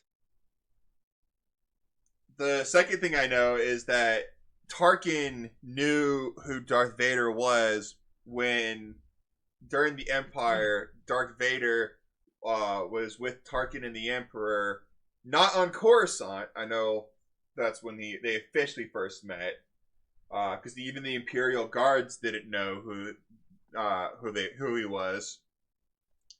But yes. On one of the planets, it starts with an S, and Tarkin was discussing with Lord Vader about something, and Lord Vader said, "This reminds me of a battle," and the only battle that Tarkin can remember that who was there was Anakin Skywalker. Yes, when he rescues Tarkin from that prison that was specifically designed to contain Jedi. Yes. And that you told me that Palpatine was just about to sign the order when he got news that Tarkin had already fired on Alderaan before the Emperor could make it an official decree. And that's all. So the floor is yours. Have fun. So this isn't canon, what I told you, but Tarkin was a dead man the moment he ordered Alderaan destroyed.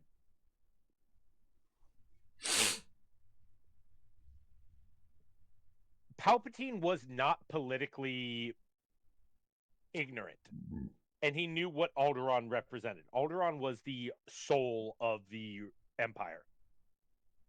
The Empire or the Rebellion? It also had no weapons emplacements. The Empire. Okay.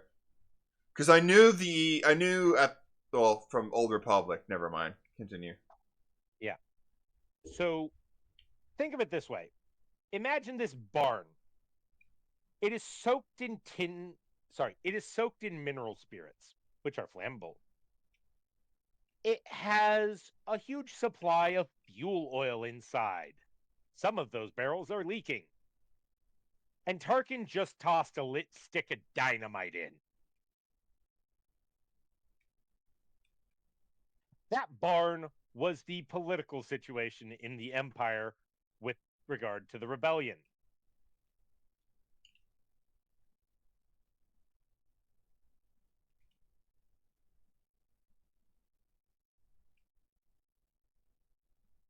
And Tarkin tossed a lit stick of dynamite in.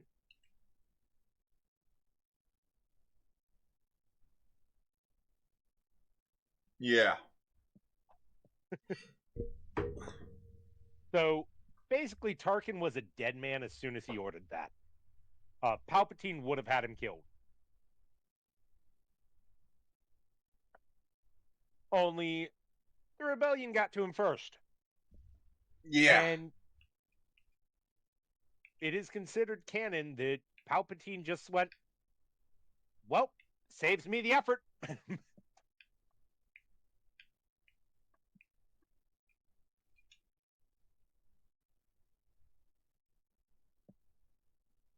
And wasn't it also canon that the man who was in charge of firing the laser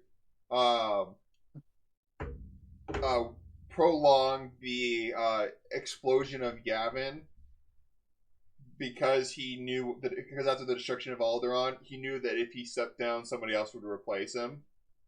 So he prolonged the destruction of Yavin for the rebellion to destroy the Death Star. No, that is not canon. So there was a man who hesitated on Alderaan, and Tarkin had the entire crew spaced. Like, the gunnery crew hesitated, and Tarkin had them all. He had the entire crew spaced afterwards. Yeah, he flushed them out the airlock. Funny, I'm about to do the exact same thing to what I would consider what is a romance option in Warhammer. The irony.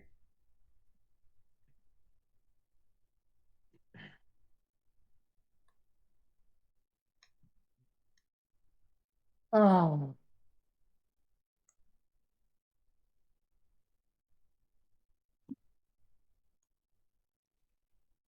Yeah. So Admiral Yularen, which became, I guess, Moff Yularen, also died on the Death Star. Yes, I saw that when he is in the first meeting of the Death Star. Which one is he? He is the one in white, with all the white hair. Okay, who's the one that gets choked out? That is an army officer.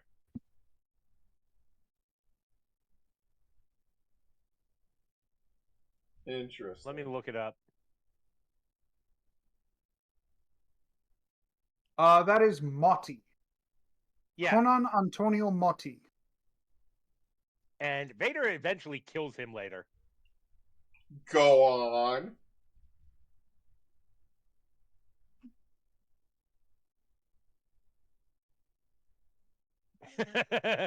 Admiral Motti.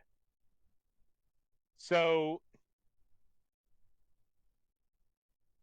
the actual name of the actor was Richard Leparmentier, and he was an American actor. Unfortunately, he passed away in 2013, but his most famous role was Admiral Motti. So,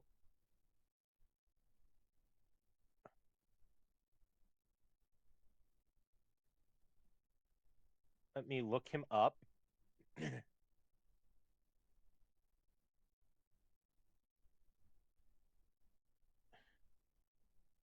So, shortly after the destruction of Alderaan, General Taj leads a search on Dantooine, finding only an abandoned base. And they escape on the Millennium Falcon. Well, the rebels escape on the Falcon.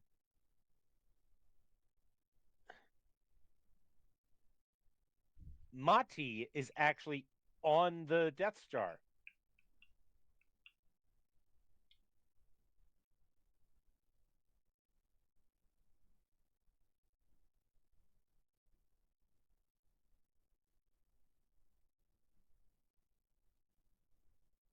And he dies.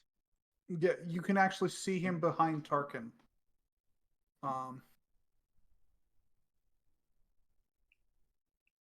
He's in the background behind Tarkin. So I got that mixed up. That was a different guy who Vader later killed. Yep.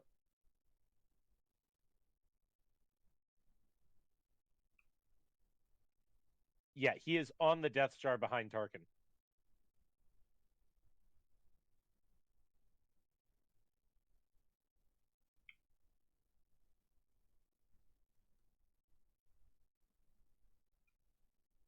He's actually in the room when they interrogate Leia.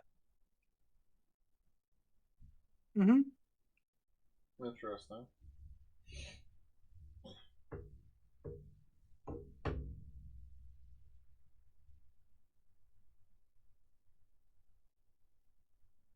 I guess Mouse is still here then.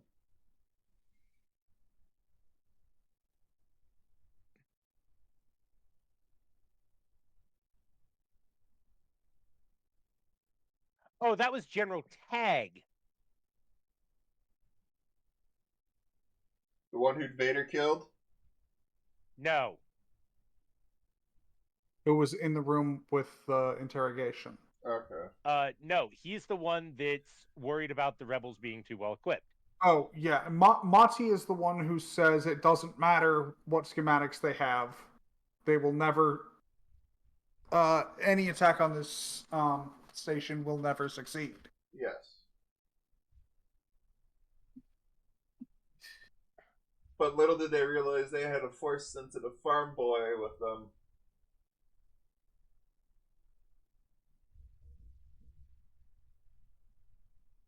I love the Family Guy. I love the Family Guy where they actually asked George Lucas, "Is there anything that you could tell us about Star Wars that hasn't been revealed?" And it's like, well, it's like 99.9% indestructible. I wouldn't be worried about the 0.9. Well, there's this hole, and it was kind of designed by the architect, where if you skim along this trench, and you shoot a bomb inside of it, it blows up the station.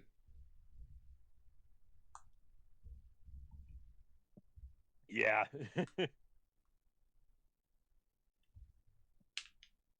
Oh, hello, Raz. We are discussing Star Wars lore. This is... They won't be talking, but Raziri, one of the other people in our group, has joined in. They generally do not talk. Because it's very late for him, and link. It's very late for him, and he does not wish to anger the wife and get a stick up the ass. Less stick up the ass, more along the lines of they will get extremely angry, and they know where 2 out of 4 of the participants in this voice call live.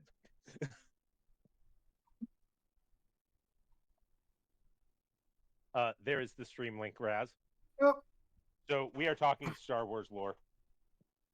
And we're bouncing around for the most part, we're sticking to the good ones, such as goodbye. And we are coming up on 2 hours, so. Yeah. So we were talking about General Tag. It's Tagge. Cassio Tag. So he basically... So one of the ways he dies is he...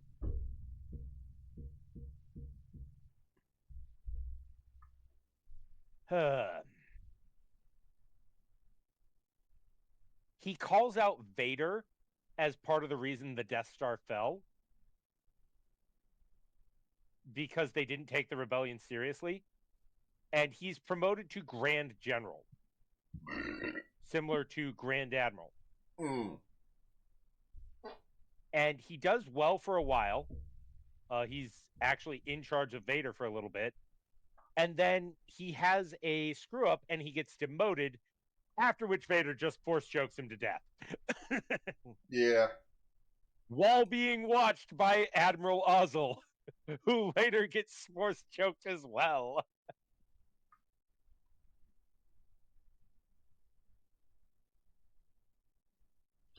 So, who was the... Okay, never mind. So, No, let's hear it. So, in episode 5, one of the admirals gets force choked by Darth Vader because he came out of hyperspace too close to the planet. That's Admiral Ozzel. Okay. And because they came out of hyperspace too close to the planet, they were able to raise up a shield around the planet. I don't understand. They were detected because they came out of hyperspace too close. They were detected, and a shield was raised immediately. Yes. Around the planet or around the base? Around the area of the rebel base. Okay, see, now that makes more sense. And it was essentially to protect them from getting orbitally bombarded. Yep. See, I don't think a lot of planets or a lot of actions. Most planets do not have full planetary shield generators. No, I mean, this was a theater shield. Well, what I was referring to was more of I'm surprised there hasn't been a lot more orbital bombardments or orbital strike on planets from either the Empire, the not the Rebellion, but the Empire or the Clones or the CIS. They So did a the thing lot of is, it, actually. can It's I explain, most Shadow? of it. Go ahead. So the thing is, only very rich planets had planetary shields. Yes. And most often, you had what was called a theater shield or a city shield, Okay. where the shield would just protect either a specific area or a city in particular. Yes. So think of it as a giant dome on the ground covering a city. Mm. That was a theater shield or a city shield. Planetary shields were huge and couldn't. You see one in Rebels. They're extremely difficult to construct. There's Whereas a also the theater one in shield, Rogue One. Yep, Scarif has a planetary shield. Yep. yes, sorry, Coruscant that has was a the one I was planetary referring to. shield. Wait, Coruscant has a planetary shield? Yes. The reason that they don't use Coruscant's planetary shield is because Coruscant's planetary shield cuts it off from the food imports it needs. Yes, they only use the shield when they have no other choice. It is technically up during the Battle of Coruscant, during the final months of the Clone Wars, when Grievous invades, but he got most of the ships underneath it. So they are literally fighting underneath the shields. Mm. And here is the thing, because of that, he had to get Palpatine to be able to retreat, because if he couldn't threaten the death of the Chancellor, he wouldn't have been able to retreat. And they lowered the shield, but he was still engaged in battle. But because they lowered the shield, Anakin and Obi-Wan were able to come into the battle. Yep, the Open Circle fleet was able to do the United States Marines classic kick door and enter and then beat ass. Yeah.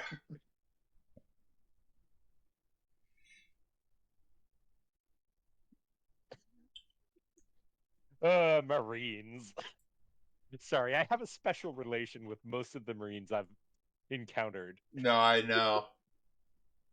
So, Uh, what I was thinking is next Monday, because Amazon owns Twitch, I was thinking of doing a watch together. Maybe. It'll depend on if I'm available. Okay. Yeah. So let's end this off.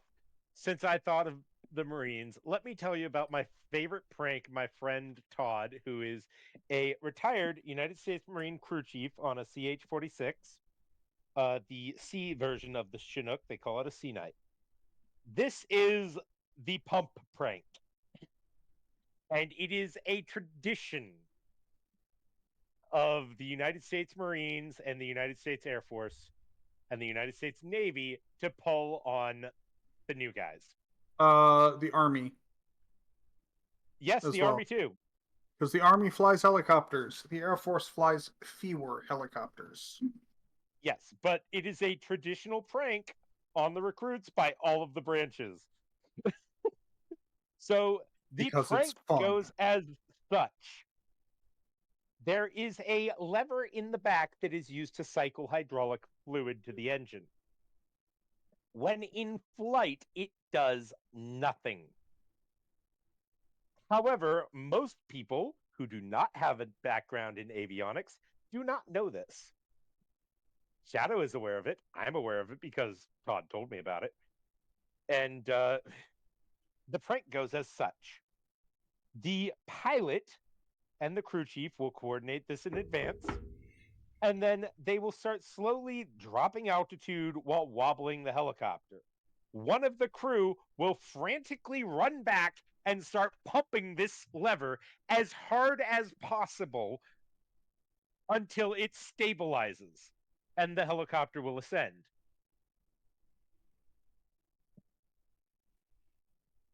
I see where this is going. They will return to the cockpit or the flight deck, whatever. A couple minutes later, the pilot will once again slowly start losing altitude and wobbling the helicopter a bit. And someone will run back there and start pumping on that lever again. And eventually, it'll end one of two ways. They will keep doing this until one of the recruits in back jumps up and starts pumping on the lever themselves, or they will start having people pump the lever for the entire rest of the trip.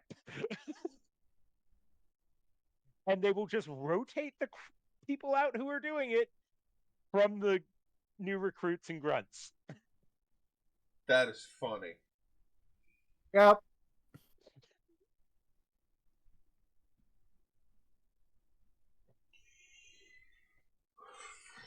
Anyway. And then at the end of the flight, they tell him, thanks for literally doing nothing. Hope you got a good workout. On the crew. Hope you got a good workout. Some of the crew will tell him, thanks for playing along with the joke. And thus embarrass the poor bastard who my favorite, and this one is one I don't recommend, is the one that I was told about, was not from his crew, but from another crew, who said, that was the best hand job we've had in years. Yes! Good night, everybody. Good night, everybody.